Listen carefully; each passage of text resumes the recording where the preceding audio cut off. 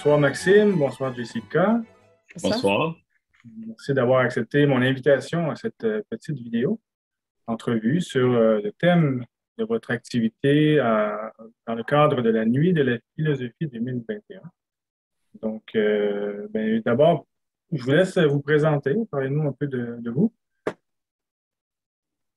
Vas-y. Je vais, OK. Bonjour, je m'appelle Maxime Savoie. Je suis intervenant psychosocial. Je travaille dans une maison d'hébergement en santé mentale. J'ai j'ai des études assez variées en psychologie, en études cinématographiques ainsi qu'en religieux contemporain. La philosophie, pour moi, a toujours été intéressant dans ma vie. Depuis que je suis jeune, je réfléchis beaucoup à des questions existentielles. Puis en même temps, selon dans mon parcours, autant en psychologie qu'en analyse cinématographique, la philosophie a toujours été euh, des vecteurs dans ces domaines-là. Pour moi, la philosophie, c'est vraiment une manière d'essayer de comprendre les choses et de réfléchir sur notre existence, mais aussi sur comment être une meilleure personne et comment trouver un meilleur sens à sa vie dans le monde qu'on partage tous.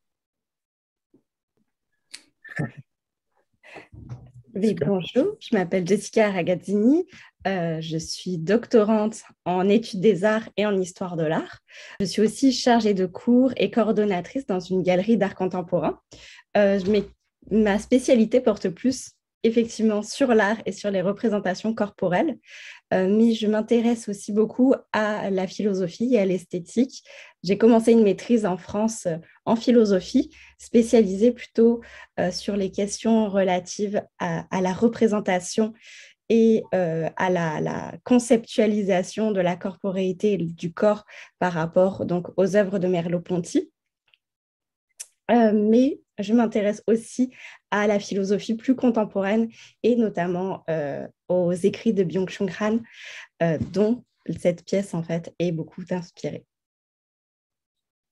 Bien, merci, c'est intéressant déjà.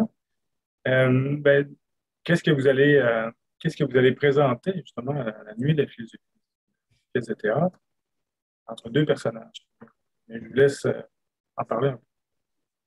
Oui, alors on va effectivement présenter une pièce de théâtre qui est un dialogue en fait entre deux personnages qui se questionnent sur l'intégrité dans les rapports humains et plus particulièrement dans les rapports de couple. Quand je parle de couple, c'est autant amical qu'amoureux, que dans les dualités et rivalités que la vie en fait nous, nous, nous implique, hélas.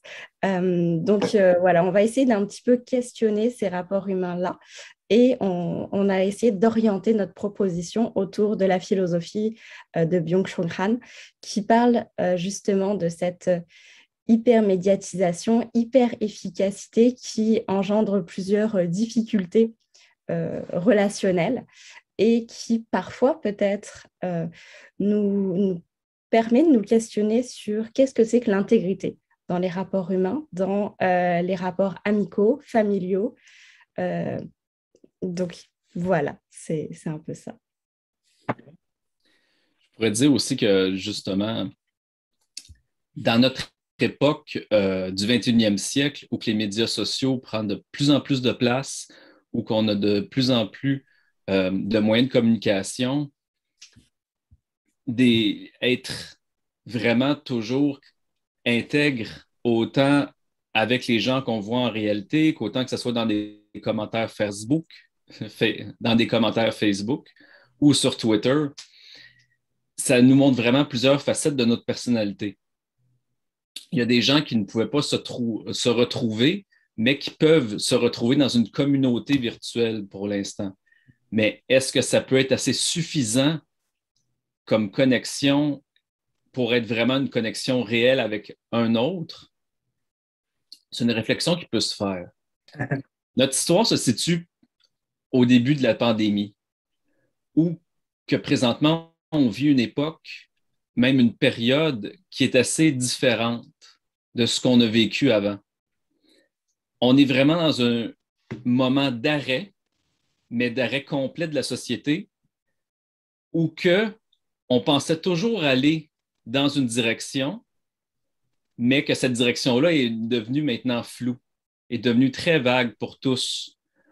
Le futur est présentement très incertain, et ça nous porte à réfléchir, ou que ça nous sort de notre routine, ou qu'on a souvent l'impression de se connaître, ou qu'on a l'impression d'être une seule et même personne à travers notre vie. Mais cet arrêt nous ramène face à nous-mêmes, puis peut nous faire découvrir une personne qu'on ne connaissait pas à l'intérieur de nous et faire découvrir que notre entourage aussi n'était peut-être pas les personnes que l'on croyait. Si je peux me permettre de rajouter, je crois qu'on a tous été un peu confrontés à ce retour aussi à la vie sociale qui a été assez difficile, où on est obligé de réapprendre à interagir autant avec les autres qu'avec nous-mêmes. Donc, c'est un petit peu cette confrontation-ci qu'on a essayé de mettre en évidence et qu'on a essayé un petit peu d'explorer. Donc, à travers cette pièce de théâtre. Et puis, on espère que peut-être que cette pièce va permettre à d'autres personnes de réagir, d'autres personnes de se retrouver. Peut-être qu'elle pourra avoir un effet un peu de catharsis, sans doute, ou peut-être que des personnes vont juste ramener quelques idées chez eux, puis vont peut-être y penser, consciemment ou non, et que ça va les amener, eux aussi, donc, à pousser la réflexion par la suite. Si, sérieusement, ça a l'air bien intéressant. La réflexion derrière et puis la pièce de théâtre qui représentera cette réflexion, si j'en comprends. Donc, par l'image, on va amener les gens à réfléchir. Donc, ce sera, je pense, une belle activité originale, en fait, de votre propre création. Donc, On espère que les gens vont pouvoir se retrouver à l'intérieur de cette pièce pour justement ressortir avec plus de réflexion une fois au retour à la maison. On espère que ça va leur faire réfléchir aussi sur eux-mêmes, sur qui qu'ils sont et qui qu'ils voudraient être et qui pourraient travailler pour être. Parce qu'il y a vraiment, on essaie, travaillant dans le milieu thérapeutique, euh, on travaille souvent justement avec des concepts comme l'authenticité et l'intégrité avec soi-même. Puis souvent, on a l'impression qu'on se connaît, mais on ne se connaît pas tant que ça, selon beaucoup de situations. Puis c'est d'amener les gens à pouvoir retrouver un rapport avec soi beaucoup plus sain pour ensuite pouvoir avoir un meilleur rapport avec leur entourage et avoir des meilleures relations et de réfléchir comment est-ce que je fais dans la vie quelque chose qui correspond à mes valeurs et qui correspond avec qui je suis vraiment. Puis, comme notre projet tourne aussi beaucoup autour de la notion de transparence qui a été instaurée donc, dans les écrits de Byung-Chul Han, peut-être, je ne sais pas, qu'on pourrait montrer une image de l'ouvrage ou la couverture d'un de ces ouvrages-là qui nous a aussi beaucoup inspiré parce que, voilà, oui, exactement. Donc, ça a été un des outils philosophiques aussi qui nous a qui nous a énormément même inspiré pour la rédaction de cette pièce et donc qui nous a fait beaucoup réfléchir nous-mêmes à notre propre rapport à l'authenticité et à la transparence. Être transparent dans les rapports sociaux, sur Internet, dans notre vie quotidienne, on parle beaucoup de transparence partout, d'authenticité, mais qu'est-ce que ça veut dire? Est-ce que c'est souhaitable tout le temps d'être transparent? Notre rapport à l'intime, où se trouve-t-il dans cette transparence-là? Donc voilà, donc c'est un peu, on a été inspiré par beaucoup de notions finalement. Puis voilà. c'est vraiment intéressant. Ça me fait penser à une vertu, je pense, du bouddhisme ou d'autres, je ne sais plus, qui est la purification. Ça peut être interprété, mais c'est dans le sens de purifier nos pensées, nos désirs et tout ça, puis pour être justement transparent, d'arriver à ce qui transparaît dans notre vécu et réellement ce qui est pensé. souvent, on n'ose pas trop le dire parce qu'on ne sait pas, ben, est-ce que c'est correct de dire ça, c'est pas correct, est-ce que je Exactement, pense, oui. est-ce que je sens de la bonne façon? Non, Mm. une peur. Donc, les contextes comme de crise, comme on a vécu, vont révéler des choses, justement, Mm. qui des fois nous disent, wow, je ne me connaissais pas, comme vous avez dit, je ne me pensais pas comme ça. Oui. Si c'est pris, c'est une occasion, la crise, à l'étymologie du mot, c'est ça, si, qui, ce sur quoi on prend conscience, si on prend du bon côté, ben, c'est une occasion de Mm. transparence, de vérification. Exactement, Ouais. parce que justement, c'est par l'authenticité puis par la transparence, c'est une des façons justement de ramener un certain esprit communautaire ou plutôt même de communauté pour décider ensuite, bon, dans quelle sorte de futur que nous souhaitons dans l'avenir, et quelle sorte de direction que notre société aimerait entreprendre. Oui, tout à fait. C'est une qualité de ce thème, de cette nuit de la philosophie, Mhm. le mode de vie intègre. Donc, Mhm. on aura besoin d'intégrité pour pour l'avenir qui s'en vient. On ne sait pas ce que Mhm. c'est encore. Oui. Puis ça peut être de plus en plus difficile, en plus, d'avoir un mode de vie intègre au 21e siècle, ou que maintenant, depuis avec la mondialisation, euh, on peut se retrouver dans un système qu'on a de plus en plus de difficultés à pouvoir comprendre ou même à pouvoir se retrouver, à Mhm. savoir, bon, comment je peux faire la bonne chose, puis qu'est-ce que faire la bonne chose dans la situation où je suis et dans la possibilité d'action que je peux avoir aussi. Comment je peux avoir l'influence que je veux avoir, mais que je peux réussir à pouvoir quelle influence que je reconnaître l'influence que je peux avoir, mais aussi faire l'influence que je voudrais avoir comme impact sur les autres. Mhm.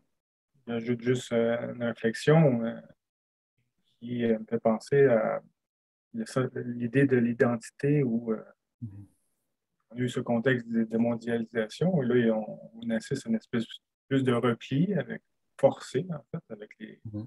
les frontières même physiques fermées, Mhm. aussi chez soi, avec bon, comme, Mhm. qui on est comme individu, mais comme peuple et comme Mhm. planète. Des grandes questions bien intéressantes qui sont touchées, je pense, dans ces thèmes-là. Puis Donc, la pandémie nous ramène aussi au fait que oui, il y a des frontières, il y a d'autres façons de penser, d'autres cultures, mais en même temps, on partage tous une situation commune à l'intérieur de ça, partout sur la planète. Donc, ça nous rappelle aussi qu'on est tous connectés quand même, malgré notre, notre territoire, malgré notre culture, malgré d'où on vient, on reste quand même interconnectés malgré nos différences. ouais, Tout à fait. Puis dans cette pièce, on va jouer deux personnages qui ont des rapports à la mondialisation très différents. Voilà, sans en dire trop, en fait, il y aura donc euh, un des personnages qui a cette volonté, on va dire, de beaucoup s'investir à l'international, au risque parfois d'oublier ses proches physiques et sa propre histoire, alors qu'il y aura un autre personnage qui va plus s'investir dans d'avoir un mode de vie intègre en fait par rapport à ses proches, par rapport à son univers familial. Et donc, ça va être un peu la confrontation de ces deux univers qui sont obligés maintenant d'être ramenés ensemble à cause de la pandémie et qui doivent apprendre à cohabiter et à s'investir différemment dans leurs propres relations et dans leurs relations à eux-mêmes. bien intéressant. Donc, c'est un bon petit teaser à la fin. Donc, je vais vous remercier d'avoir assisté, d'avoir plutôt participé à cette courte entrevue. Et Et merci à toi. c'était Merci à toi. un plaisir. Et moi, j'adore en même temps connaître un peu qu'est-ce que vous faites. Et puis, parce que ça m'intéresse de l'humain et puis ça m'intéresse de. On se rejoint tous, comme tu as dit, au-delà de nos différences dans différents milieux, on se rejoint quelque part. Et chacun, on cherche quelque chose. On cherche une unité, une union avec les autres. Donc, c'est bien intéressant. Donc, merci encore. Et, merci à toi. Et on invite le public à venir le 18 novembre. Super. Donc, le 18 novembre à 18h.